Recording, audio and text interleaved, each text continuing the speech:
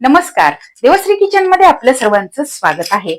आजच्या आपल्या उन्हाळी वाळवण रेसिपी मध्ये आज आपण तांदळाच्या साल पापड्या कशा करायच्या ते पाहणार आहोत.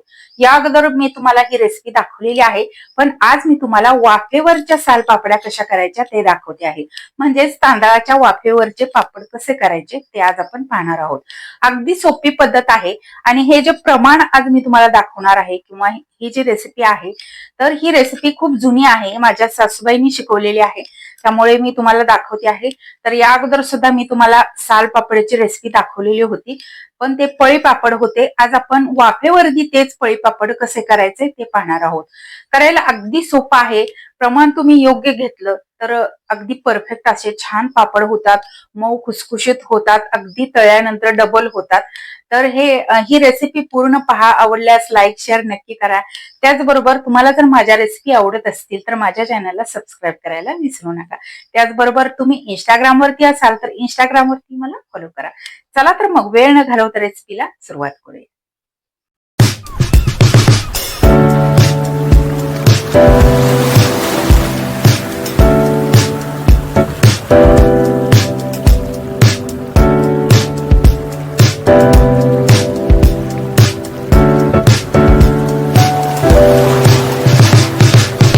तांदळाच्या साल पापड्या करण्यासाठी इथे मी आटवाभर तांदूळ घेतलेत आणि एक चिपट गहू घेतलेले आहेत. हे झालं जुनं प्रमाण आणि आजचं किलोचं प्रमाण सांगते. तर 1 किलो तांदूळ घेतलेत आणि अर्धा किलो गहू घेतलेले आहेत. हे झालं आजचं नवीन प्रमाण. आता हे गहू आणि तांदूळ आपल्याला स्वच्छ 2 ते 3 वेळा पाण्याने धुवून घ्यायचे आहेत. तर गहू आणि तांदूळ अगदी चोळून चोळून धुवून घ्या सुरुवातीला, कारण याच्यावरती धूळ वगैरे असते, कचरा असतो, तो निघून जातो. अशाच पद्धतीने तांदूळ सुद्धा धुवून घ्यायचे. इथे मी रेशनचे तांदूळ वापरले आहेत, त्यामुळे आपले पापड छान पांढरे शुभ्र होतात. याच्यावरती झाकण ठेवायचंय आणि 3 दिवस आपल्याला हे गहू आणि तांदूळ भिजवून घ्यायचे आहेत. तर व्यवस्थित झाकून तिसऱ्या दिवशी आपण पाहतोय. दुसऱ्या दिवशी मी झाकण काढून तांदूळ स्वच्छ धुवून परत घेतले आणि दुसरं पाणी त्यामध्ये घातलं होतं. आज तिसरा दिवस आहे, मी तुम्हाला दाखवते. एकदम छान तांदूळ भिजलेत आणि गहू तुम्ही पाहू शकता एकदम मऊ. यातला जो चीक दिसतोय पांढरा शुभ्र अगदी दाबल्यानंतर येतो. तर अशा पद्धतीने त्यातलं सगळं पाणी मी काढून घेतलं, एका चाळणीवरती निथळून घेतलं आणि जे तांदूळ आहेत ते एका कपड्यावरती आपल्याला निथळल्यानंतर असे पसरवून टाकायचे आहेत. हे चांगले सुकवून घ्यायचे आहेत आणि या गव्हाचा चीक काढून घ्यायचा आहे. चीक काढताना सुरुवातीला हाताला थोडंसं मीठ लावून घ्यायचं, म्हणजे जो चीक निघतो तो हाताला जास्त चिकटत नाही. अशा पद्धतीने हे दाबून दाबून हे गहू फोडून घ्यायचे आहेत आणि 2 ते 3 वेळा अशा पद्धतीने आपल्याला पाणी घालून हे स्वच्छ धुवून घ्यायचे आहेत. आणि याचा जो कोंडा निघतो तुम्ही पाहू शकताय, त्याचे मुटके करून असे ठेवले जातात. याची भाजी सुद्धा केली जाते. तर याची रेसिपी मी तुम्हाला अगोदर दाखवलेली आहे, त्याची लिंक मी डिस्क्रिप्शन मध्ये देईन, तुम्ही नक्की पहा. गव्हाच्या कोंड्याची भाजी खूप छान चवीला लागते आणि आपल्याला वर्षातून एकदाच खायला मिळते. त्यामुळे असे कोंडा तुम्ही वाळवून स्टोअर करून ठेवू शकता. अशा पद्धतीने 3 वेळा हे गहू मी स्वच्छ पाण्याने धुवून घेतले आणि त्याचा चीक निघालेला तो गाळून बाजूला ठेवला. आता इकडे आपले तांदूळ वाळलेले आहेत, म्हणजे चांगले सुकलेले आहेत, खूप जास्त वाळवायचे नाहीत. तर मिक्सर मध्ये घालून आपल्याला हे बारीक करून घ्यायचंय आणि चाळणीने चाळून घ्यायचा आहे.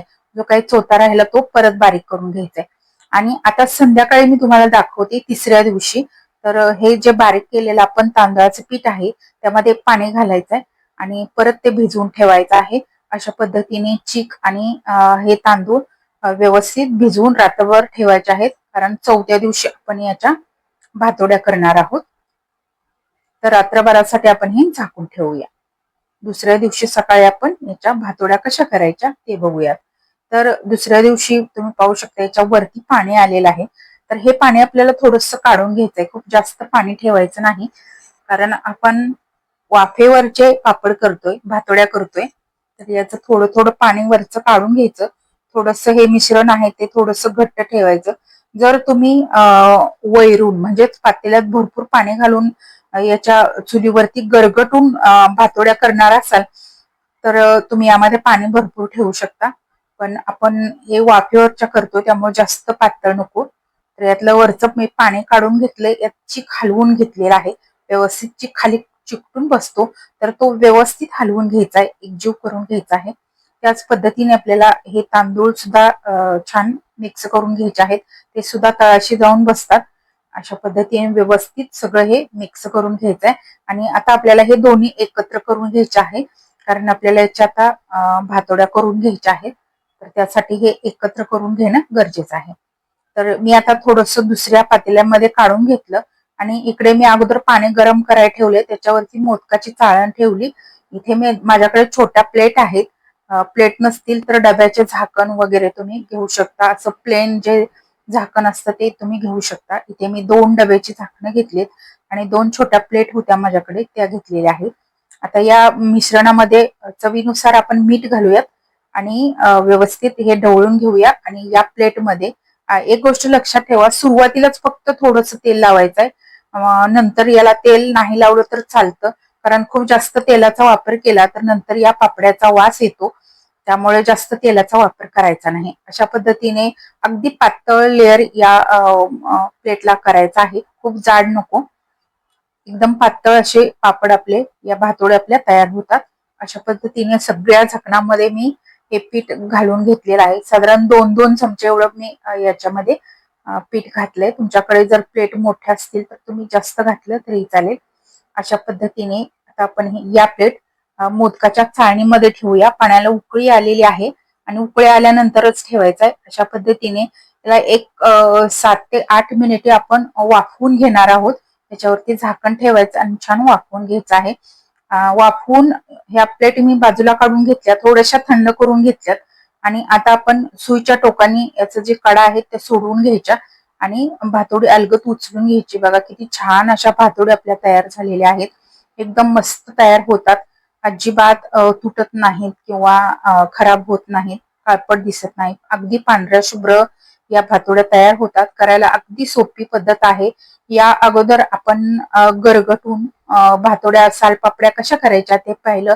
आज आपण वाफेवरचे सालपापड पाहतोय. एकदम मस्त आणि सोपी रेसिपी आहे, नक्की करून बघा. तर अशा पद्धतीने तुम्ही यामध्ये तुम्हाला चीक घालायचं नसेल तर तांदळामध्ये थोडस तुम्ही साबुदाणा घातला तरीही चालेल. आणि जेव्हा आपण वाफेवरचे या भातोड्या करतो त्यावेळेस याच्या वरून थोडासा साबुदाणा घातला तर कलर लावून तर खूप छान दिसतो. आणि थोडे तसे जसजसे हे पापड करेल तसतसे उन्हामध्ये घालायचं आहे. जसजसे आपण तयार करू थोडे थोडे त्यामध्ये उन्हामध्ये घालायचे आहेत. आणि 2 दिवस हे पापड वाळवून घ्यायचे आहेत.